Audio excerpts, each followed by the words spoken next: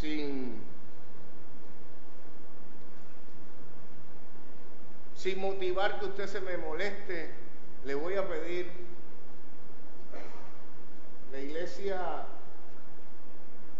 la iglesia católica cuando lee los evangelios se pone en pie. La iglesia presbiteriana cuando lee la palabra se pone en pie. Y la iglesia discípulo de Cristo de Río Nuevo cuando lee la palabra en referencia a la palabra se pone en pie. Amén. Y hoy, como vamos a leer un poquito más, pues vamos a ponernos en pie a reverencia a esa palabra que Dios hoy nos da a cada uno de ustedes. Y yo espero que cada uno de ustedes esté presto a escuchar la voz de Dios en esta mañana. No podía ya José contenerse, capítulo 45 de Génesis, versículo 1. Delante de todos los que estaban a su lado y clamó: haced salir de mi presencia a todos. Así no quedó nadie con él cuando José se dio a conocer a sus hermanos. Entonces se echó a llorar a gritos. Lo oyeron los egipcios y lo oyó también la casa del faraón. Y dijo José a sus hermanos: yo soy José. ¿Vive aún mi padre? Sus hermanos no pudieron responderle porque estaban turbados delante de él. Pero José les dijo: acercaos ahora a mí. Ellos se acercaron a él y les dijo: yo soy José vuestro hermano, el que vendisteis a los egipcios. Ahora pues no os entristezcáis, ni os pese haberme vendido acá, porque para salvar vidas me envió Dios delante de vosotros. Pues ya había 2 años de hambre en medio de la tierra y aún quedaban 5, en los cuales no habrá arada ni siega. Dios me envió delante de vosotros para que podáis sobrevivir sobre la tierra, para daros vida por medio de una gran liberación. Así pues, no me enviasteis acá vosotros, sino Dios, que me ha puesto por padre del faraón, por señor de toda su casa y por gobernador en toda la tierra de Egipto.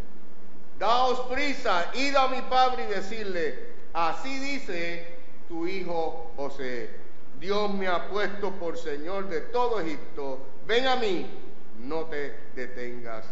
Habitarás en la tierra de Gosén y estarás cerca de mí tú, tus hijos y los hijos de tus hijos, tus ganados y tus vacas y todo lo que tienes. Allí te alimentaré, pues aún quedan 5 años de hambre, para que no perezcas de pobreza tú, tu casa y todo lo que tienes.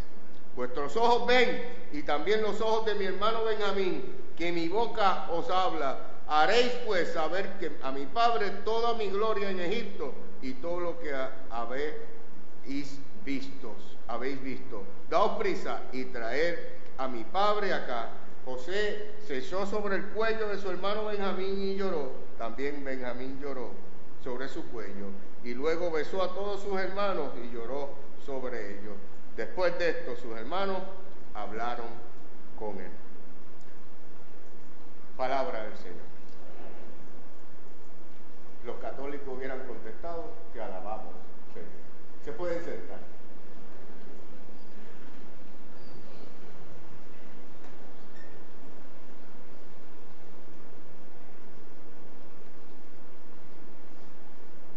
Mi hermano y mi hermana, una de las características principales de la adoración cristiana es el uso de un lenguaje simbólico, artístico y religioso. Esta cualidad de nuestra fe es muy común, tanto que por lo regular no le prestamos atención a las dimensiones poéticas del lenguaje que usamos cuando pensamos sobre la fe y cuando adoramos a Dios. De hecho, una manera simbólica de esta iglesia, yo no sé si usted se ha dado cuenta, pero un día atrás, hace 4 meses, cuando yo llegué, uno de los primeros cambios que le hice a la iglesia y que impactó a la iglesia fue mover el altar. y mover el púlpito en el medio del altar. Y algunos dirían, pero ¿qué le pasa a este pastor loco que llegó? Y a cambiar de inmediato este layout del altar, que nunca habíamos cambiado. Pero mi hermano y mi hermana, y pasamos también la mesa al piso. Lo sacamos del altar y la pusimos en el piso. Y yo creo que, yo no sé si lo expliqué o no lo expliqué, pero yo creo que sí lo expliqué. Pero una de las simbologías de los discípulos de Cristo es mantener lo importante que la iglesia primitiva nos había enseñado, que Jesús le había enseñado. Y lo más importante para la iglesia primitiva, ¿saben qué eran? 3 cosas. La iglesia primitiva tenía como importancia el bautismo. Y se bautizaban todos los que se convertían. Y la segunda importancia de la iglesia primitiva era la mesa, la cena del Señor, la Eucaristía, como usted le llama. De hecho, en los primeros siglos se celebraba con comida, así como ustedes hacen en los desayunos aquí, que celebran con comida. Pero celebraban ¿qué? La resurrección de Cristo. Después fue modificando y se convirtió en lo que es el pan y el vino. Por eso para los discípulos es importante que en cada culto celebremos que Jesucristo ha resucitado, que esa es nuestra esperanza. Y por eso la mesa está aquí, al frente y en el pueblo, porque para los discípulos de Cristo la mesa es abierta para todo aquel que quiera participar en ella. Y el púlpito está en el medio, entre medio de la cruz y la mesa. ¿Por qué, mi hermano? Porque la palabra es el centro de nuestra vida, la importancia del culto. Y cada vez que nos congreguemos, para la iglesia primitiva, predicaba el evangelio. Óigame, mi hermano, si yo me hubiera quedado yendo al Mesquite a las cantoras, escuchar el último himno, estuvo hermoso, pero ¿sabe qué? Jesús nos enseñó que la palabra tiene que ser el centro, la enseñanza bíblica. Y por eso este púlpito para los discípulos está en el medio del altar. Así que eso no estaba en la agenda, pero lo pongo para que. De hecho, nosotros hemos adoptado, que por eso están en las esquinas, los hemos adoptado lo que son los layouts de los altares de los metodistas y los presbiterianos, que hay un altar para el que dirige y un altar para el que predica. El discípulo, como se ve más bonito, lo pone así, pero realmente la estructura del altar debe ser así.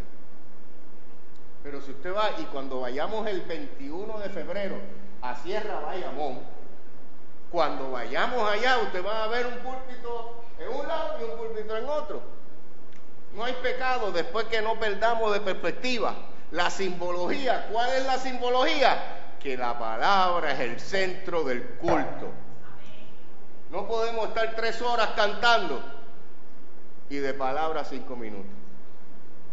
Que esa es la posmodernidad.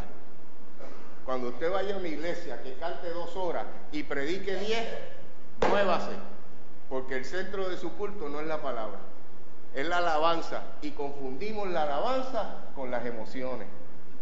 La enseñanza está en la palabra. La palabra como hoy. Pensemos a manera de ejemplo, mi hermano, en las muchas metáforas que usa la iglesia cristiana para describirse a sí misma. Una de las metáforas más comunes es la imagen de ¿qué? De la familia. De acuerdo a esta imagen poética, por medio de la fe, las personas creyentes llegan a ser hermanas y hermanos. Usted no le dice hermana ni hermano al que está a su lado, ¿verdad que sí? ¿No le dice eso? Acostumbramos a utilizar esa palabra, la hermana.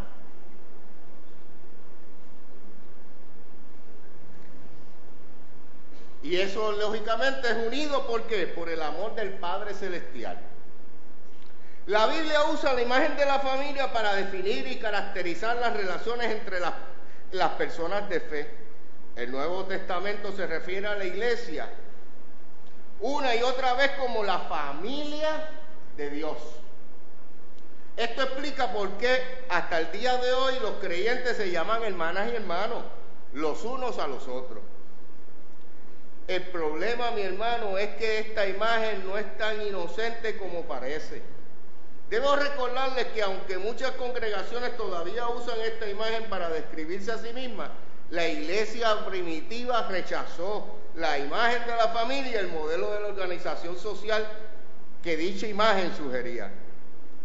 La familia grecorromana era demasiado jerárquica y patriarcal para proveer un modelo adecuado para organizar la vida y el trabajo de la iglesia. En lugar de la imagen de la familia, la iglesia primitiva prefirió la metáfora del cuerpo de Cristo como su primordial organizador. La pregunta que se impone es, ¿por qué? ¿Por qué la iglesia rechazó la hermosa metáfora de la familia? ¿Y por qué prefirió compararse a sí misma como un cuerpo, sabiendo que la cultura y la filosofía grecorromana creía que el cuerpo humano era más malo y que era la tumba del alma? Bueno, tal vez yo no tengo la definición correcta, pero tal vez me puedo imaginar algo. Yo tengo una corazonada. Yo creo que la iglesia se separó de la imagen de la familia simplemente porque era muy peligrosa, porque atentaba contra la vida comunitaria del tiempo. El hecho, mi hermano, es que las relaciones familiares son difíciles, aunque la familia para algunos evoca recuerdos hermosos, para otros trae la memoria recuerdos desastrosos. Si las familias pueden nutrir, proteger y bendecir, pero las familias pueden también amenazar, agredir y destruir. No se me quede ahí como porque esto lo vemos todos los días en los periódicos. Es más, si usted quiere hacer un ejercicio inmediato, váyase ahí al orfanato que tenemos los discípulos y que respaldamos Forjadores de Esperanza, y pregúntele a un niño de los que están abandonados ahí qué significa su madre o qué significa su padre. No es el mismo significado de lo que la familia común tiene. Y eso pasa mucho más de lo que usted se imagina. De hecho, mi hermano, algunos de sus recuerdos que amamos tanto evocan un tiempo donde las mujeres estaban condenadas a limitar su vida a servir a los demás. Evocan un tiempo donde las mujeres luchaban por determinar su propio futuro en un mundo dominado por el hombre y que aún sigue también dominado por el hombre. Aunque las mujeres han tomado mucho camino en esto.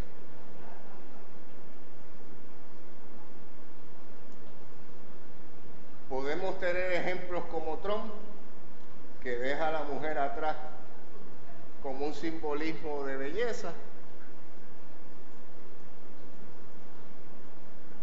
como podemos tener una mujer como Margaret Thatcher.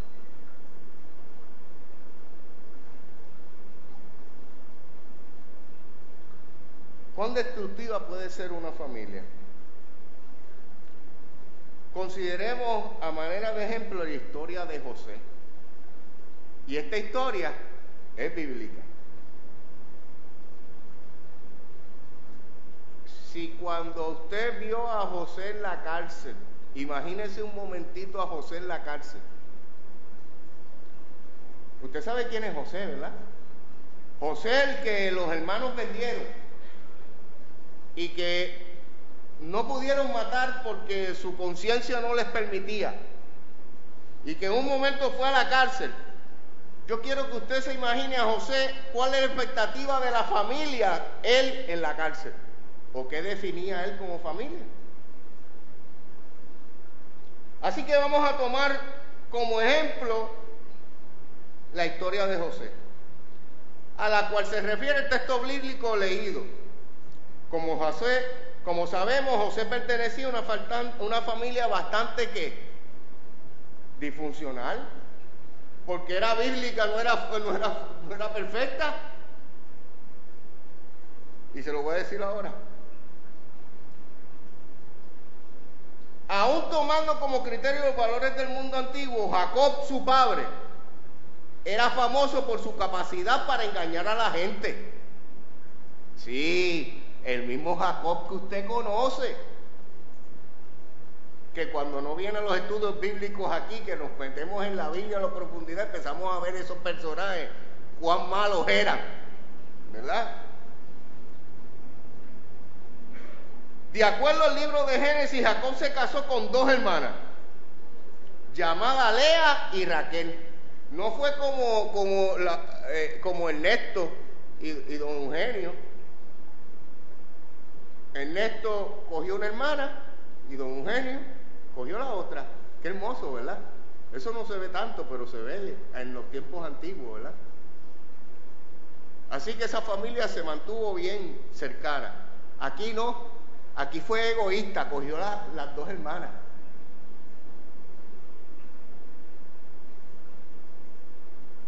Ya me perdí.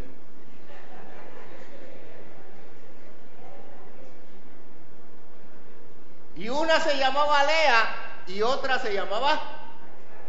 ¿Ves? Que usted sabe la historia. Yo no estoy hablando cosas que no están bíblicos aquí. Además tuvo hijos con las sirvientas principales de cada una de sus esposas, llamadas Silpa y Bila, respectivamente. José tuvo la mala suerte de ser hija ¿de quién? De Raquel, la esposa favorita. Esto lo convirtió en ¿qué? En el hijo favorito de la familia. Ojo, padres, abuelos, escuchen.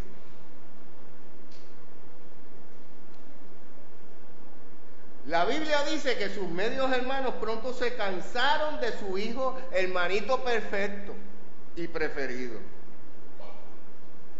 e intentaron asesinarlo. ¿Me están oyendo?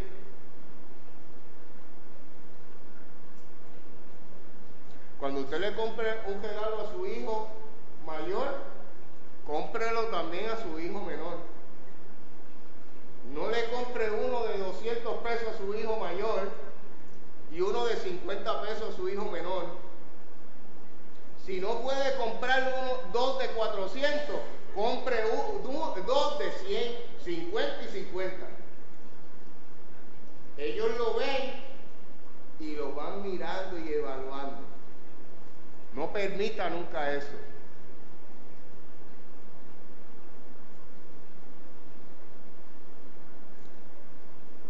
Sin embargo, ellos querían asesinarlo, pero sin embargo su conciencia me imagino que no les permitió. Usted sabe, la sangre pesa.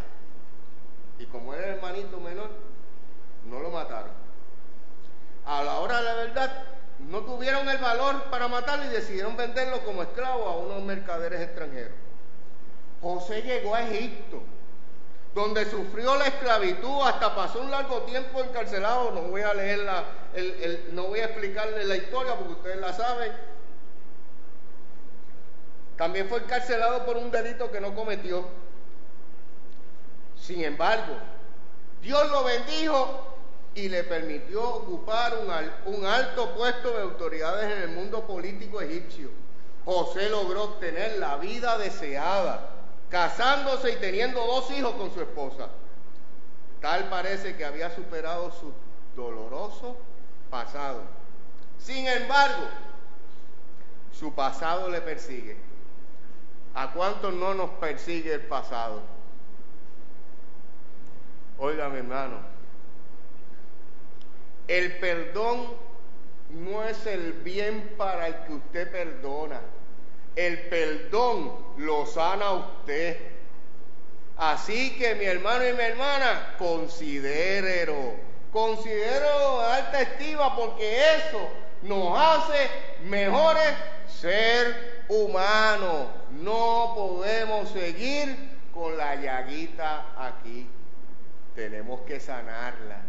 Y sabe una cosa, así como a José, a nosotros también Dios nos permite tener esa oportunidad. No la pierda.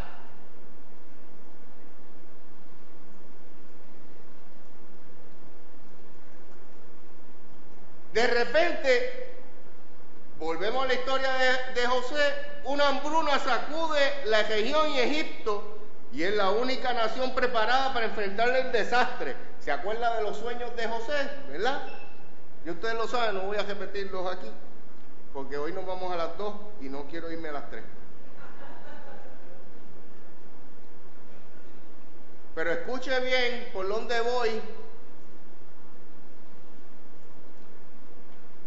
De todas partes llegaba gente a Egipto buscando alimento.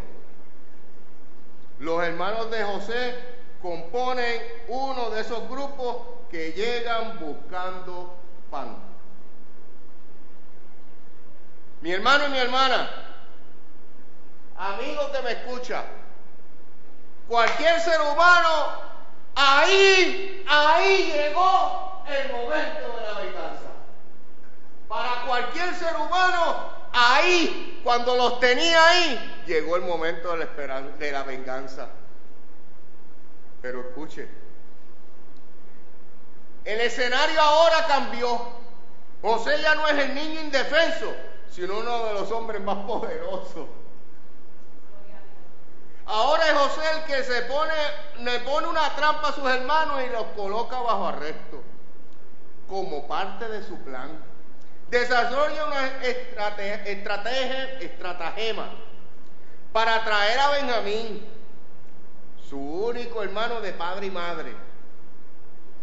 Simeón, uno de sus medios hermanos, se queda encarcelado en Egipto mientras los demás vuelven a casa. Allí descubren que José le ha colocado el dinero que pagaron y una copa de plata en uno de los sacos del grano.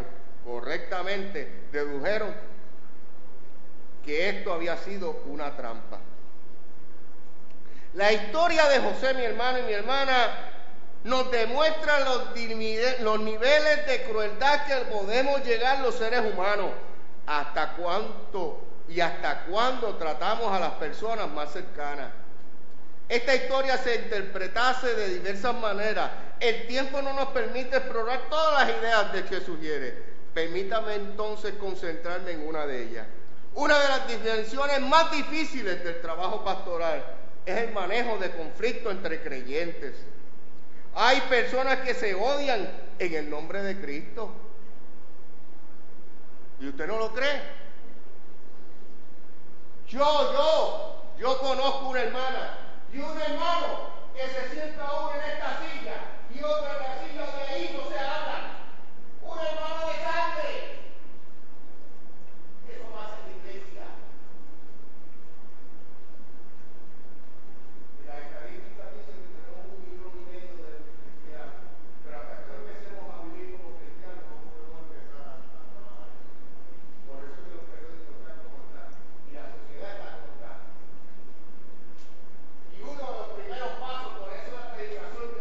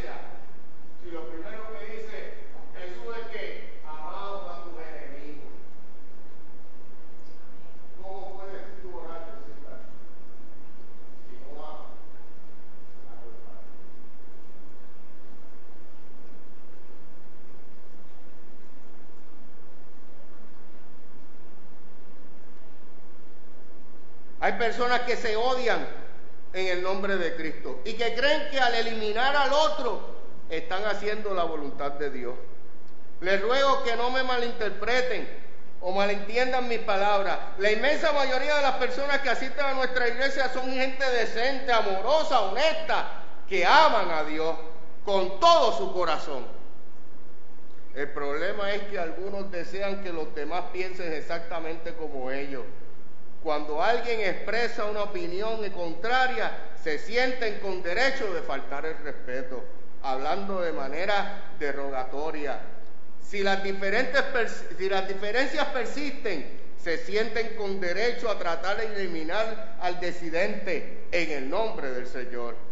Un pastor llegó a la congregación. La asistencia semanal promedio eran aproximadamente 140 personas. Con el tiempo, unas 95 personas renunciaron a su membresía y dejaron de asistir a la iglesia local. El pastor se quedó con un grupo de apenas 40 personas. Cuando se le preguntó cómo estaba, el ministro sorprendió al decir: estoy experimentando la victoria más grande de todo mi ministerio. Se han ido los hijos del diablo.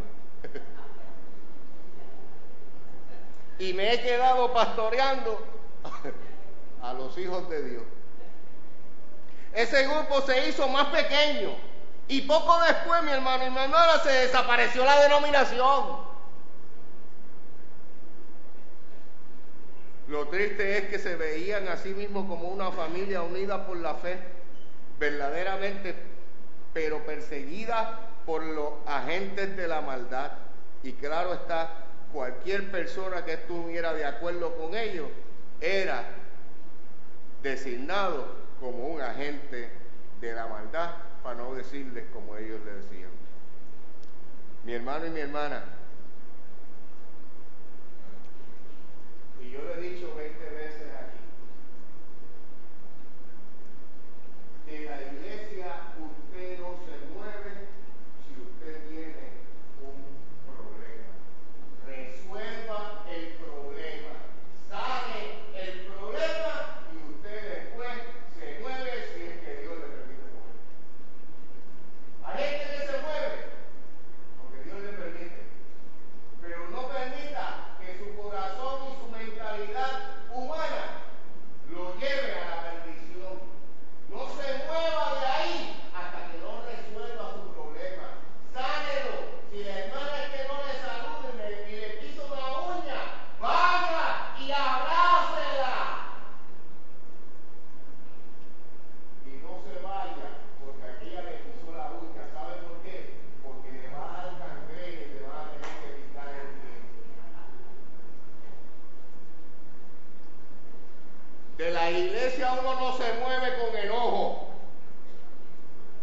De la iglesia usted se mueve porque Dios lo envía a hacer algo o le permite moverse para otra iglesia. Amén.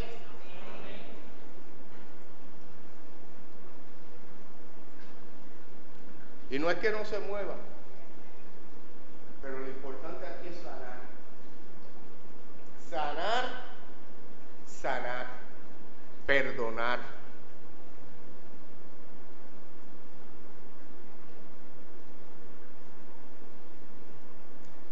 Quizás estas actitudes negativas entre hermanos no nos sorprenden. Recordemos que el crimen que recuerda la historia bíblica es el asesinato de ¿quién? De Abel a mano de Caín, su hermano. Uno de los episodios más dolorosos de esta narrativa es cuando Dios confronta a Caín y éste le miente, diciendo que no sabe lo que ha pasado a Abel. Caín demuestra su poco respeto a Dios y hacia los demás cuando responde diciendo: ¿soy yo acaso soy guarda de mi hermano? Ese es el problema que enfrenta la iglesia, la naturaleza pecaminosa del ser humano. En lugar de amar y respetar a nuestros hermanos y a nuestras hermanas, actuamos como si no nos tuviéramos responsabilidad alguna por el bienestar de los demás. Y usted sabe aquí que una de las cosas que hablamos todos los días de los miércoles, los últimos 3 semanas que hemos hablado del Espíritu Santo, es que en la iglesia, cuando se derrama el Espíritu Santo, hay unidad. Y la unidad significa que cuando el hermano está enfermo, ahí estoy yo para orar por él y visitarlo, y que se sienta ¿qué? Se sienta amado por la iglesia. Que cuando el hermano necesita, ahí estoy yo también, no solamente por la oración, sino también llevarle el fardo de arroz y la habichuela. Que cuando el pastor tiene hambre, los miércoles lo llenan de banquetes ahí, alabado Dios. Mi hermano y mi hermana,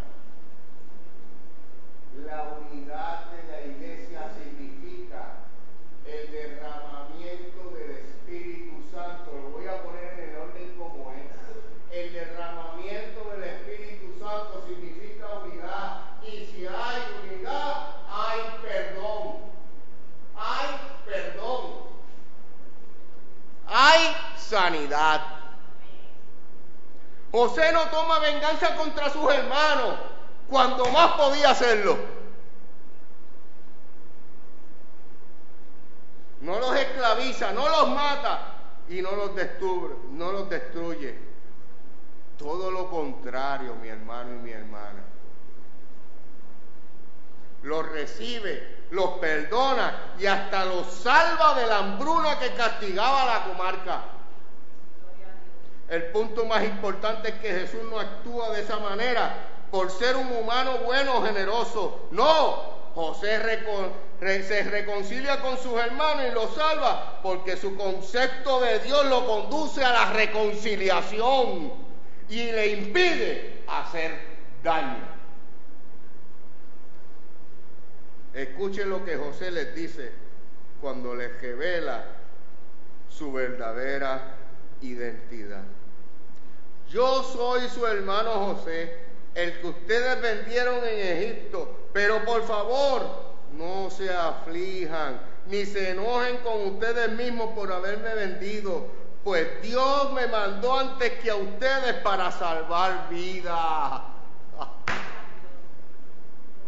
Si cada uno de nosotros hoy aquí en esta iglesia tuviéramos esa madurez que tuvo José ante sus hermanos para poderle contestar con esa capacidad, mi hermano y mi hermana, estuviéramos los periódicos con noticias distintas y una sociedad totalmente distinta.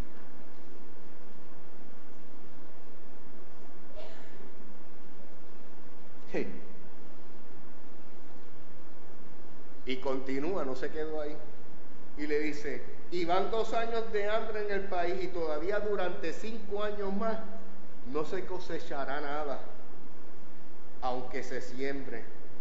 Pero Dios me envió antes que a ustedes para hacer que les queden descendientes sobre la tierra y para salvarles la vida de una manera extraordinaria.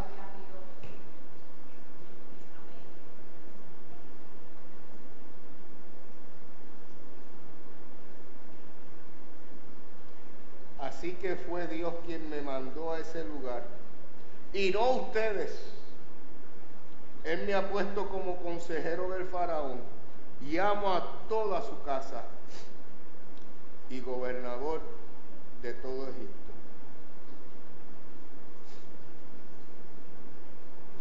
José actuó con bondad porque creía en el Dios de la vida.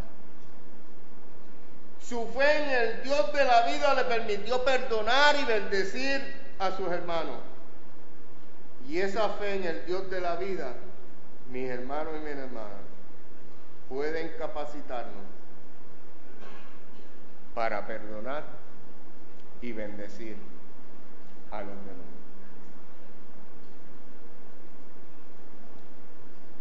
Yo no sé si usted tiene algo Pero Dios no viene con una palabra por nada. Hoy Dios le ha hablado a la iglesia y le está diciendo, perdona y bendice. A eso nos ha llamado Dios. En esa misma actitud,